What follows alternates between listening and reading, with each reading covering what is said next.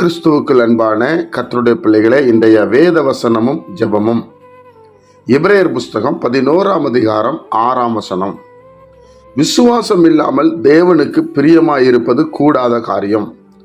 ஏனென்றால் தேவனிடத்தில் சேருகிறவன் அவர் உண்டென்றும் அவர் தம்மை தேடுகிறவர்களுக்கு பலன் அளிக்கிறவர் என்றும் விசுவாசிக்க வேண்டும்.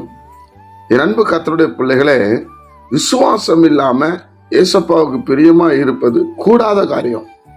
விசுவாசத்தோடு தான் அவர்கிட்ட போகணும். ஏன்னா நம்மளுடைய விசுவாசம் தான் இந்த உலகத்தை ஜெயிக்கும். இந்த உலகத்தை நீங்கள் ஜெயிக்க வேண்டும் என்றால் நீங்களும் நானும் விசுவாசிக்கணும். கர்த்தரை விசுவாசிக்கணும். கர்த்தர் உண்டென்று விசுவாசிக்கணும்.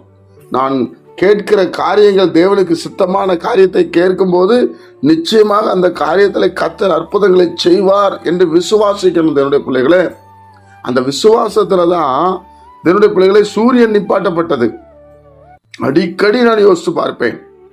ஒரு மனிதன் சொல்லி சூரியன் நிப்பாட்டினது என்று சொன்னால், நாம் விசுவாசி சொல்லும் போது நமக்கு தேவையான நேரங்களிலே தேவன் ஏன் செய்ய முடியாது? ஏனென்றால் தம்மை தேடுகிறவர்களுக்கு பலன் அளிக்கிறவர், அவர் கிரியை செய்கிறவர். அதனால விசுவாசம் இல்லாத ஜெபம் பிரயோஜனம் இல்லை. அதனாலதான் நீங்கள் ஜெபத்தில் விசுவாசம் உள்ளவர்களாய் ஜெபத்தில் எவைகளை கேட்பீர்களோ அவைகளெல்லாம் பெற்றுக்கொள்வீர்கள். விசுவாசிக்கணும், அப்புறம் நம்ம ஜெபம் பண்ணணும். தேவனுக்கு பிரியமா இருப்பது என்பது ஜெபம். ஆண்டவரிடத்துல விசுவாசிச்சு ஜெபம் பண்ணணும். ஆண்டவரே, இந்த காரியத்தை நான் உங்ககிட்ட கேட்கிறேன். ஆண்டவரே, எதுக்காக இந்த வழியில என்ன கொண்டு போறீங்க? தேவனுடைய பிள்ளைகளை நம்ம ஆண்டவர் நமக்கு பதில் கொடுக்கிறவராயிருக்கிறார். அதனாலதான் சொல்றாரு, விசுவாசம் இல்லாம தேவனுக்கு பிரியமா இருப்பது கூடாத காரியம். அவரால் முடியும்னு நீங்க விசுவாசிக்கணும். அந்த குருடர்கள் சொல்றாங்களே, ஆண்டவரே நாங்கள் விசுவாசிக்கிறோம் ஆண்டவரே. ஓகே, கண் பார்வையடையட்டும். அப்போ நம்மளும் தேவனுடைய பிள்ளைகளே, இதை ஆண்டவரால் செய்ய முடியும். அவரால் முடியாத ஒன்றும் இல்லை. கர்த்தர் எனக்காக யாவையும் செய்து முடிப்பார்.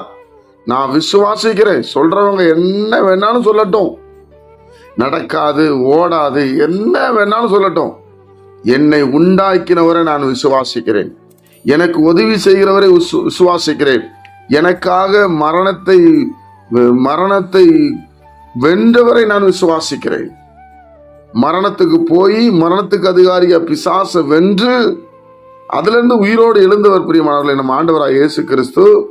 அவரை விசுவாசிக்கும் பொழுது நாம கேட்கிற எல்லா பலனையும் பெற்றுக்கொள்ளுகிறோம் என்று வேத புஸ்தகம் நமக்கு அழகாய் சொல்லுகிறது. அல்லேலூயா. விசுவாசம் இல்லாமல் தேவனுக்கு பிரியமாயிருப்பது கூடாத காரியம். விசுவாசத்தோடு பிரியமாயிருங்க. சரியா?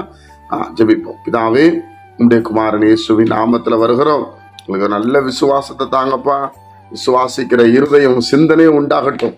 இயேசுவே சார்ந்திருக்க உதவி செய்யும். கேட்கிற ஒவ்வொரு பிள்ளைகளையும் ஆசீர்வதியும். இயேசு கிறிஸ்துவின் மூலம் ஜெபிக்கிற நல்ல பிதாவே, ஆமென்.